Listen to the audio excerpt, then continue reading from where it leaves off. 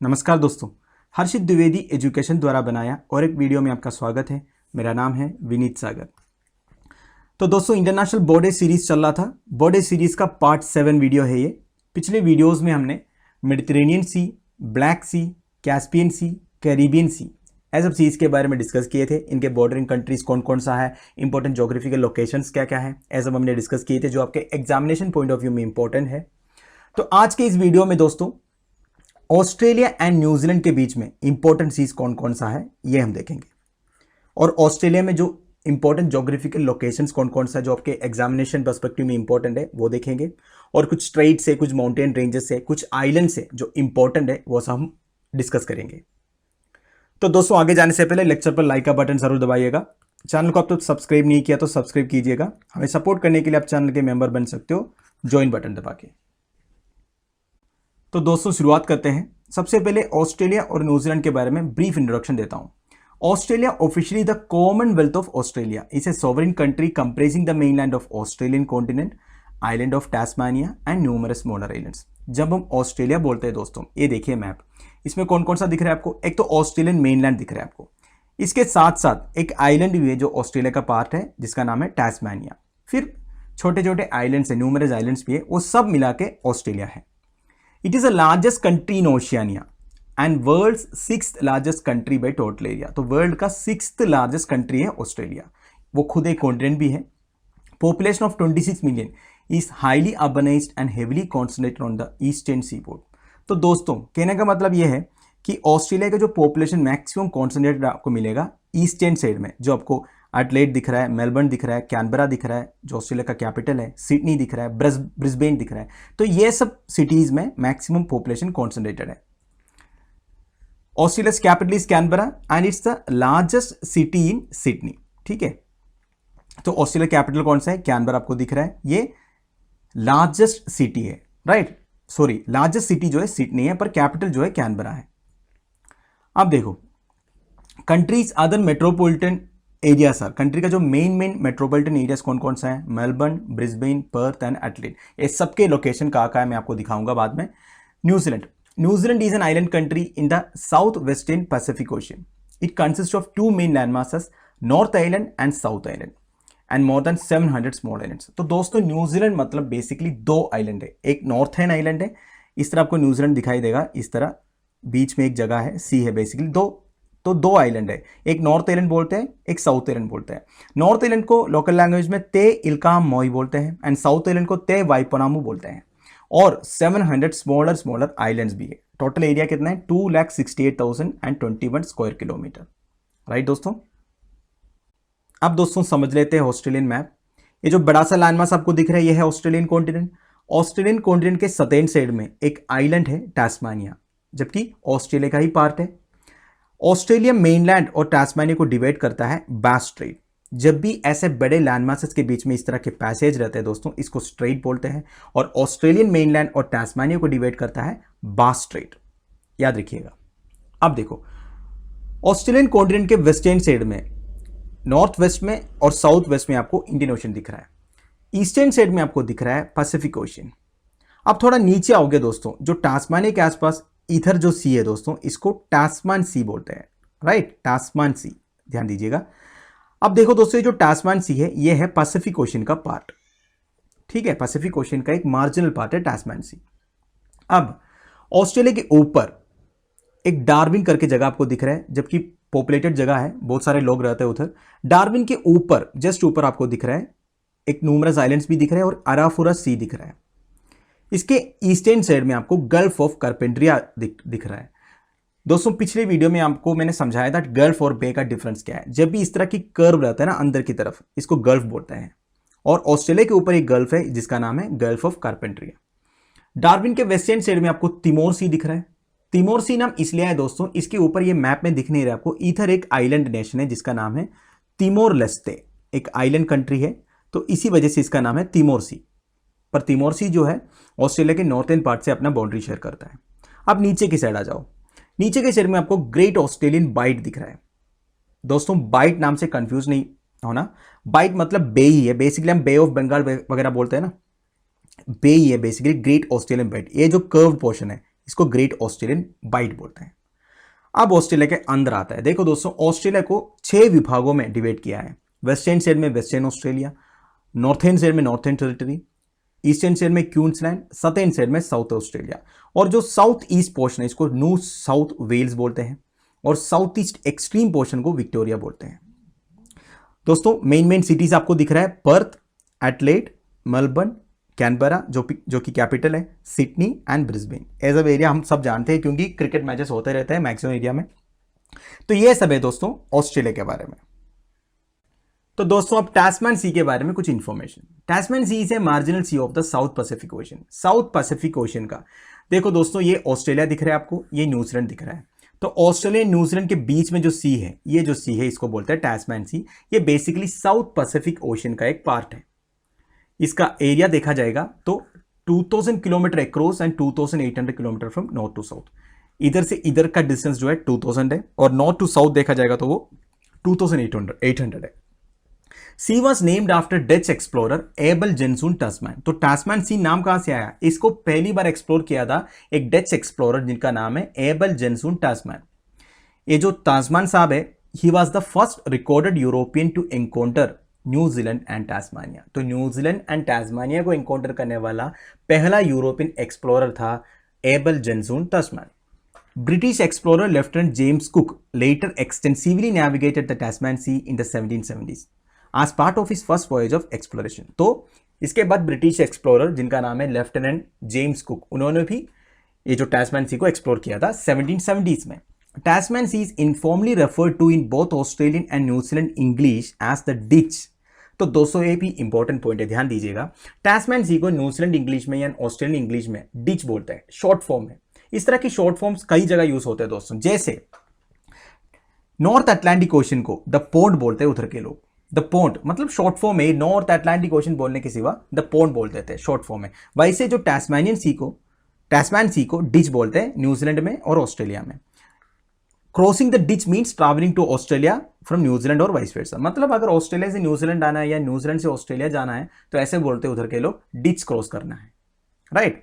अब हम देखते हैं टैस्मैन सी का मैप। देखो दोस्तों आपको क्लियर दिख रहा है टैस्मैन सी इधर, ये ऑस्ट्रेलिया का साउथ ईस्टर्न पार्ट है, आपको कैनबरा दिख रहा है, और कैनबरा के आसपास आपको एक माउंट दिख रहा है दोस्तों, माउंट कोजियोस्को। ये ऑस्ट्रेलिया का हाईएस्ट पॉइंट है, बेसिकली हाईएस्ट माउंटेन है जिसका नाम है माउंट कोजियोस्को। अब टास्मानिया तो आपको दिख ही रहा है, बैस स्ट्रेट के बारे में मैंने आपको बता दिया, मतलब ऑस्ट्रेलियन मेनलैंड और टास्मानिया को डिवाइड करते हैं बैस स्ट्रेट। और न्यूजीलैंड आपको इधर दिख रहा है, न्यूजीलैंड की कैपिटल वेलिंगटन दिख रहा है। न्यूजीलैंड के 2 आइलैंड है दोस्तों, नॉर्थ आइलैंड और साउथ आइलैंड, ये 2 दिख रहा है। अब देखो दोस्तों, ये जो टैस्मैन सी में बहुत सारी इंपॉर्टेंट ज्योग्राफिकल लोकेशंस हैं। एक तो आपको दिख रहा है इधर एक कर्माडिक आइलैंड्स दिख रहा है, न्यूजीलैंड का है ये, और इधर नॉर्फोल्क आइलैंड दिख रहा है जो कि ऑस्ट्रेलिया का पार्ट है। अब एक इंपॉर्टेंट ज्योग्राफिकल पोजीशन ये है दोस्तों, लॉर्ड होवे राइस। ये क्या है लॉर्ड होवे राइस, इसके बारे में मैं आगे बताऊंगा आपको। और लॉर्ड होवे राइस के आसपास देखो एक लॉर्ड होवे आइलैंड भी है, इसके बारे में भी हम डिस्कस करेंगे। अब दोस्तों देखते हैं Lord Howe rice. Lord Howe Rise is a deep sea plateau which extends from southwest of New Caledonia to the Challenger Plateau, west of New Zealand in the southwest of the Pacific Ocean। इस तरह आपको location समझ में नहीं आएगा, मैं आपको एक बार मैप में दिखा देता हूं दोस्तों आपको इधर ऑस्ट्रेलिया का साउथ ईस्टर्न पार्ट दिख रहा है, ये न्यूजीलैंड दिख रहा है, इसके बीच में आपको दिख रहा है लॉर्ड होवे राइस। अब ये लॉर्ड होवे राइस की जो एरिया है ना दोस्तों बहुत बड़ा है, 15 लाख स्क्वायर किलोमीटर है, ठीक है, 15 लाख। अब दोस्तों क्या है लॉर्ड होवे राइस? ये एक डीप सी प्लेट्यू है, समुद्र में आपको ऐसा दिखेगा पत्थर जैसा, समुद्र से ऊपर उठा हुआ। अब इसकी फोटो मैं आपको आगे दिखाऊंगा, फिजिकली ये दिखता कैसे है वो मैं आपको आगे दिखाऊंगा। अब दोस्तों इसकी जो एरिया है ना कहाँ से शुरू होता है, कैलेडोनिया बेसिन, इसके ईस्टर्न साइड में एक कैलेडोनिया बेसिन है। कैलेडोनिया बेसिन नाम इसलिए आया दोस्तों, इसके करीब ऊपर मैप में आपको दिखेगा नहीं, कहीं इधर आपको एक आइलैंड नेशन मिलेगा, न्यू कैलेडोनिया। न्यू कैलिडोनिया एक फ्रेंच टेरिटरी है दोस्तों, फ्रेंच का पार्ट है, मतलब फ्रांस का पार्ट है, फ्रेंच टेरिटरी न्यू कैलिडोनिया। इसके वेस्टर्न साइड को कैलिडोनिया बेसिन बोलते हैं। तो कैलिडोनियन बेसिन से फैलते टैस्मैन सी का टैस्मैन बेसिन तक ये लॉर्ड होवे राइस जो है फैला हुआ है, राइट। अब लॉर्ड होवे राइस का लोकेशन तो आपको समझ में आ गया होगा। अब क्या लिखा है, to the west is the Tasman Basin, to the east is the New Caledonia Basin, ये मैंने आपको दिखा दिया। इसका जो पूरा एरिया 15 लाख स्क्वायर किलोमीटर है, इसका मैक्सिमम पार्ट जो है अंडर वाटर है, मतलब समुद्र के ऊपर आपको थोड़ा ही दिखाई देगा पत्थर जैसा। अब देखो दोस्तों, एक बार आपको मैं फिजिकली ये लॉर्ड होवे रेस दिखता कैसे दिखा देता हूँ। देखो दोस्तों, ये जो दिख रहा है ना लेफ्ट साइड में, ये लॉर्ड होवे रेस का एक पार्ट है। इसी तरह आपको दिखाई देगा समुद्र में लॉर्ड होवे राइस, जो न्यूजीलैंड के ऑस्ट्रेलिया के बीच में है। अब इधर जो दिख रहा है दोस्तों, एक बॉल पिरामिड। दोस्तों लॉर्ड होवे रेस का एक पार्ट ही है बॉल पिरामिड, एक इंपॉर्टेंट ज्योग्राफिकल स्ट्रक्चर है। बेसिकली बोला जाता है ये एक वोल्केनिक इरप्शन से बना हुआ है, ठीक है। इसके जो स्ट्रक्चर है आपको एक पिरामिड जैसा दिख रहा है, ठीक है, इधर एक पिरामिड जैसा दिख रहा है, इसलिए इसका नाम बॉल पिरामिड। बॉल नाम इसलिए आया, ये डिस्कवर किया था एक साइंटिस्ट ने जिसका नाम है बॉल, जिसका सरनेम था बॉल, इसलिए इसका बॉल पिरामिड नाम आया। तो कहीं आपसे एग्जामिनेशन पूछा बॉल पिरामिड कहाँ है, तो आप बता सकते हो ये ऑस्ट्रेलिया न्यूजीलैंड के बीच में है। अब it is a part of Zealandia, a much larger continent that is now mostly submerged and so is composed of continental crust. तो बेसिकली लॉर्ड होवे राइस जो है it is a part of Zealandia बोल रहे हैं। ज़ेलैंडिया क्या है दोस्तों? दोस्तों देखो, मैं आपको मैप के साथ अच्छी तरह समझा देता हूं ज़ेलैंडिया क्या है। ये आपको ग्रे कलर में जो दिख रहा है ना दोस्तों, ये है ज़ेलैंडिया। ये एक्चुअली एक कंसेप्चुअल पिक्चर है। देखो 80 to 90 million years ago, 80 to 90 million years अगो इस तरह एक लैंडमास था, जिसमें न्यूजीलैंड भी एक पार्ट था और न्यू कैलेडोनिया, जब अभी मैंने आपको बताया जो न्यू कैलेडोनिया एक पैसिफिक ओशन में एक फ्रेंच टेरिटरी, एक छोटा सा आइलैंड नेशन है, मैंने आपको बताया। तो ये जो है ये सब ज़ेलैंडिया में इंक्लूडेड था, पर अभी जो है इसकी 94% जो है वाटर के अंदर है। ओनली जो ग्रीन कलर में दिख रहा है ना आपको, नीचे जो दिख रहा है ये अभी का न्यूजीलैंड है, ऊपर जो दिख रहा है अभी का न्यू कैलेडोनिया है। इसको छोड़ के बाकी सारे लैंडमास जो है पानी के अंदर है।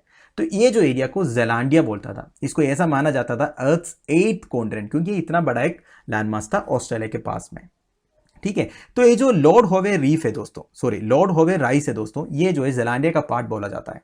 ज़ेलैंडिया इज ऑल्सो नोन एज तीरिया ओ मोई और टास्मांडिस, ये लोकल लैंग्वेज में तीरुयू ओ मोई बोलता है। Is an almost entirely submerged mass of continental crust that subsided after breaking away from Gondwana land 83 to 79 million years ago. तो दोस्तों बेसिकली ये जो टास्मांडिस है, तो ज़ेलैंडिया है, ये गोंडवाना लैंड का एक पार्ट बोला जाता है। इससे डिवाइड होके, मतलब सेग्रीगेट होके इस तरफ आया था।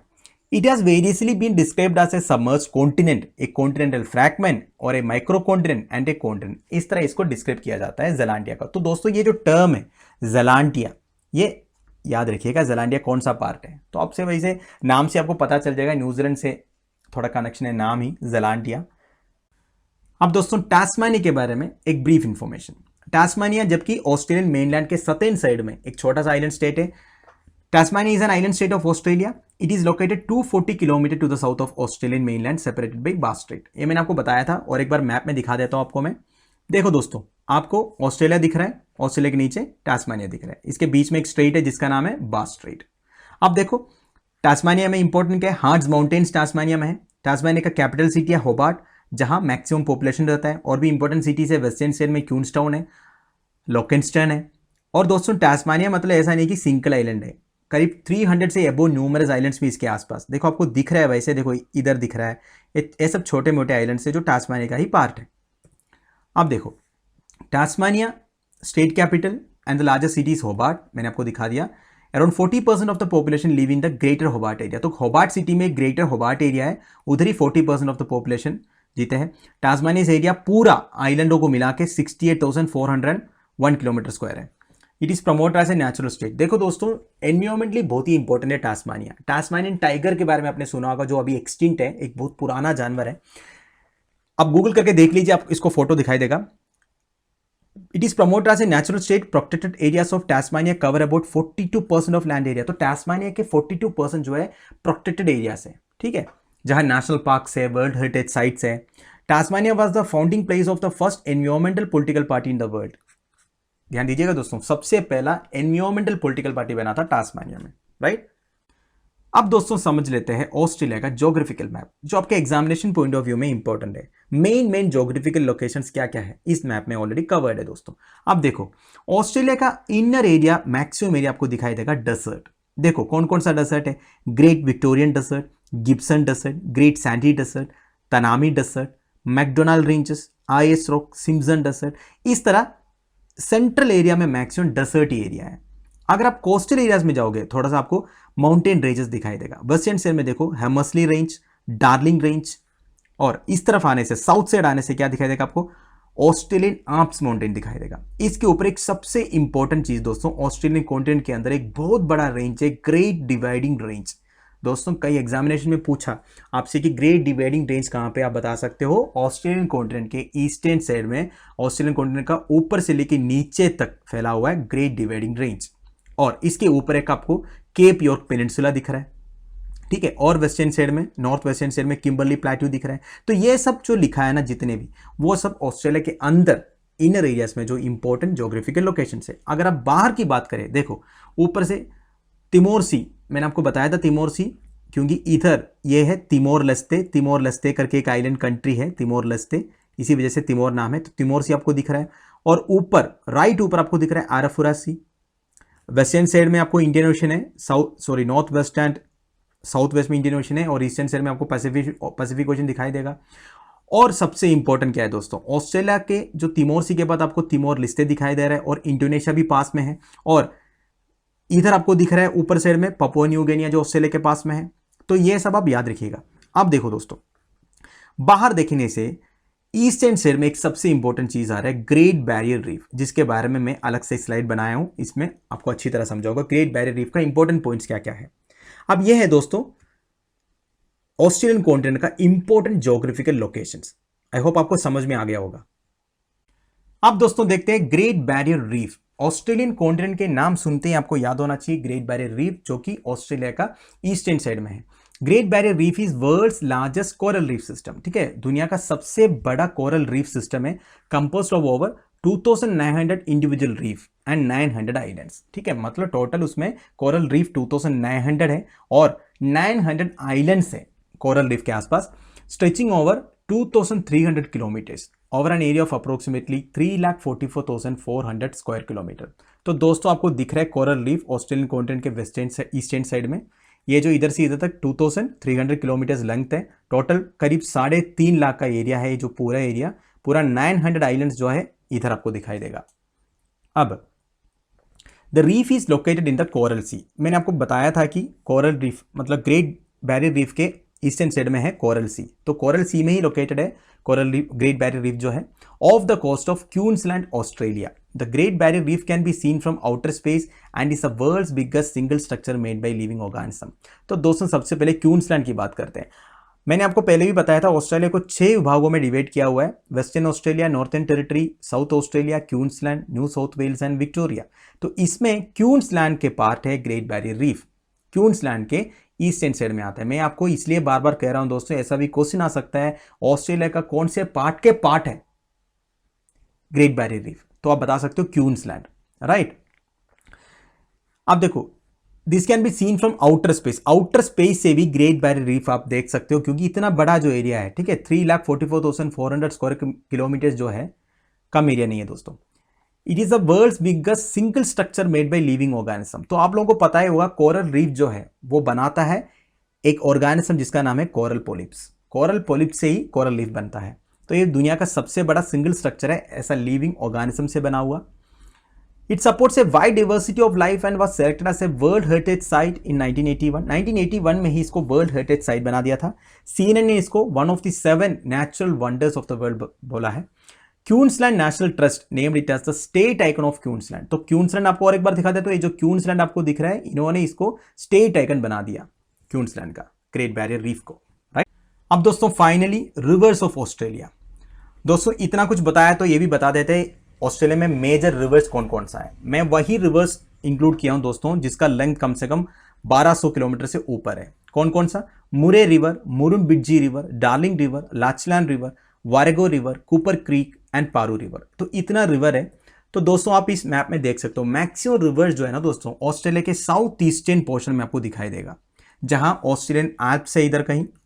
तो दोस्तों देखो रिवर आपको दिख रहा है, इसकी ज्योग्राफिकल लोकेशन इतना इंपॉर्टेंट नहीं है, फिर भी मैं एक बार दिखा देता हूँ। डार्लिंग रिवर आपको दिख रहा है, मुरे रिवर आपको दिख रहा है, मुरुम्बिड्जी रिवर दिख रहा है, लचलान रिवर दिख रहा है। तो ये सब इंपॉर्टेंट रिवर्स है, एक बार बस ऐसे याद रखिएगा, राइट। तो दोस्तों हमारी वीडियो इधर खत्म हो रहा है। मैं उम्मीद करता हूँ आप लोगों को कुछ सीखने को मिला होगा। ऑस्ट्रेलिया, न्यूजीलैंड, इसके आसपास जितने सीज थे, ऑस्ट्रेलिया के अंदर जितने भी इंपॉर्टेंट ज्योग्राफिकल लोकेशंस थे जो आपके एग्जामिनेशन पॉइंट ऑफ व्यू में इंपॉर्टेंट था, वो सारे मैंने आपको बता दिया। आप लोग की वैल्यूबल सजेशंस और कमेंट्स आप मुझे कमेंट बॉक्स के थ्रू बता सकते हो। अगर आपको मेरे वीडियो पसंद आए तो ज़रूर लाइक एंड शेयर कीजिएगा। Thank you for watching. Bye bye, have a nice day.